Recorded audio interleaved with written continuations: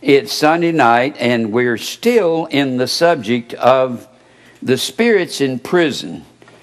And I keep saying this, that this is considered to be the most difficult of all the verses in the Bible to interpret. If you go up to any professor at Dallas Theological Seminary or Southwestern or Southern Seminary, and you ask most of them, what is the most difficult verse in the Bible?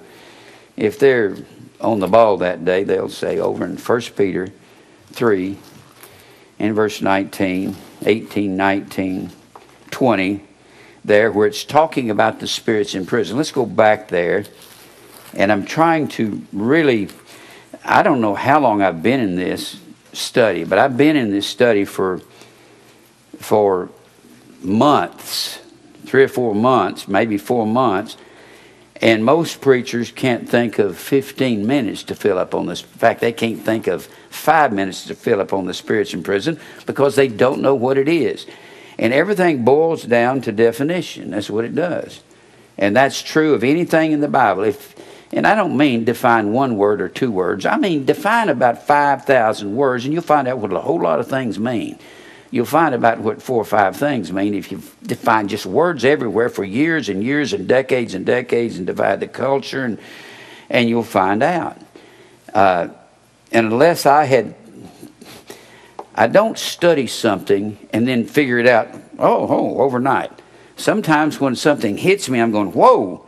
It's because I have put together all these facts for the last 15 or 20 years or 30 or 40 years, and all of a sudden they all come together, and all of a sudden they just come into my mind like a bunch of mathematical axioms, go, just shoot right at it. I'm going, there it is. That's what I've been looking for 15 years, 20 years.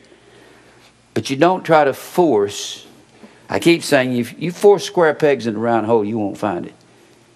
You cannot do that. You can't say, well, this means I'm pastor of a big church. This means, well, I never ask those big fancy people what something means. They don't know nothing. And if I thought they knew something, I'd be calling them every night rather than digging into the scriptures every night. But let's read this again. In 1 Peter 3, verse 18.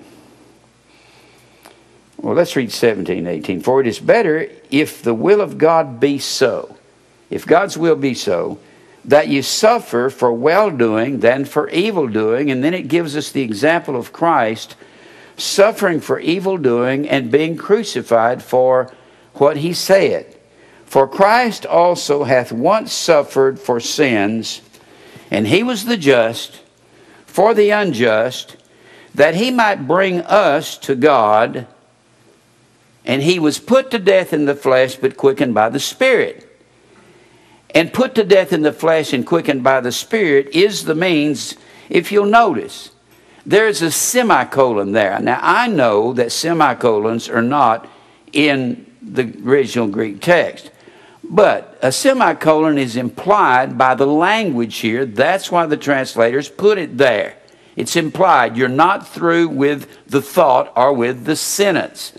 Because you've got a conjunction by, which it's a subordinate conjunction, which conditions what's fixing to be said by what has been said.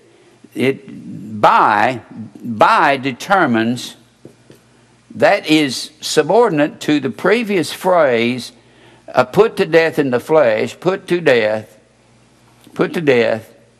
in the flesh, and quickened by the Spirit, and quickened.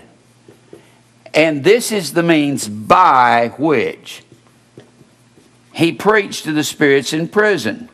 So he preached to the spirits in prison by being put to death in the flesh and quickened by the Spirit. And I keep saying this every week. The definition of that together, these 2 phrases together, put to death and quickened. Quickened is the same thing as resurrection. Resurrection.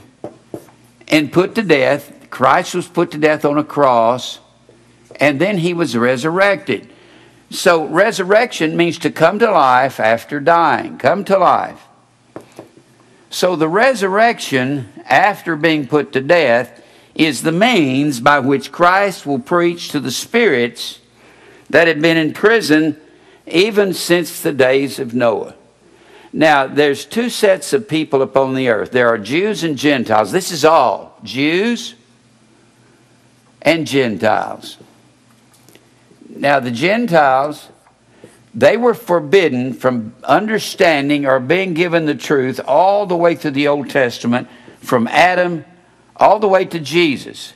And they were what is said to be in darkness, and they did not have any light. No light.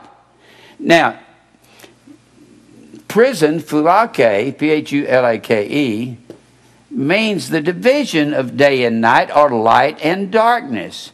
Light and dark. Now, we were in a darkness prison, and that's always equated with sin. And light is equated with truth or righteousness. So we were brought from darkness to light, and the Gentiles were the ones who were in prison all the way through the Old Testament. God only gave His truth to one flesh. One flesh. You say, Jim, you keep saying this. If I keep teaching this, I think I'll get a hold of it and be able to understand it one day. Now, y'all can just forget. If y'all already got it, that's okay. Y'all just ignore it. I'll teach it for me.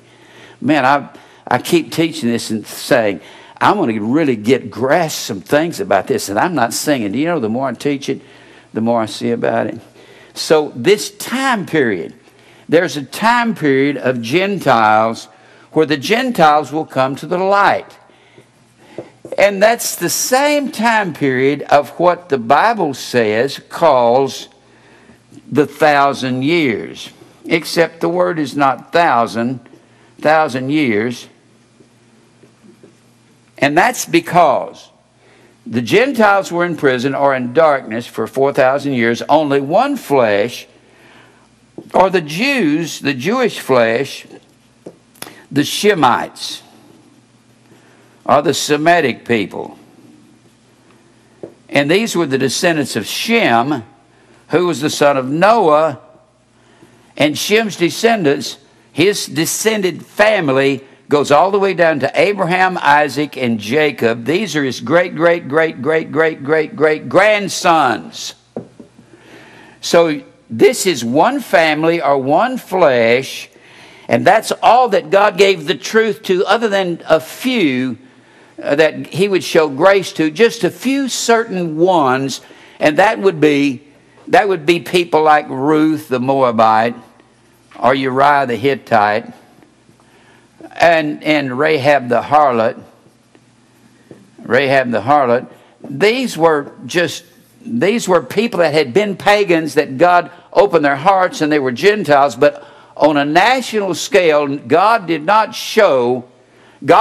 give His truth to the Gentiles until Acts 2. And this is where the time of the Gentile church, which is spiritual Israel, or what has been interpreted as the 1,000 years. We don't believe in a 1,000-year reign after this is over, mainly because when Jesus comes back and puts one foot on the land and the other on the sea, in Revelation 10 and 7, and says, time is no more. And that's the sounding of the seventh trumpet of a series of 7 trumpets. And that's the last in a series, after which no other trumpet will sound. And we're going to be changed in a moment, in the twinkling of an eye, at the last trump. So we're going to be changed at this trump.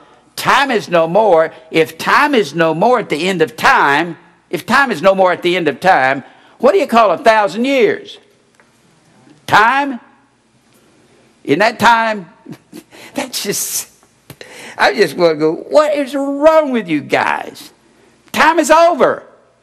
He puts one foot on the land and the other says, time is no more. Except for, we got another 1,000 years to go. Okay, it's kind of like Steve Martin said, how to become a millionaire. First of all, you go out and get $1 million, and then you go out and get $1 million. I mean, that's the way that looks to me. Okay, time is no more, except this over here. It's just nuts, isn't it? It's crazy. We're going to be changed at the last trump. And when our bodies are changed, Philippians 3:21 says,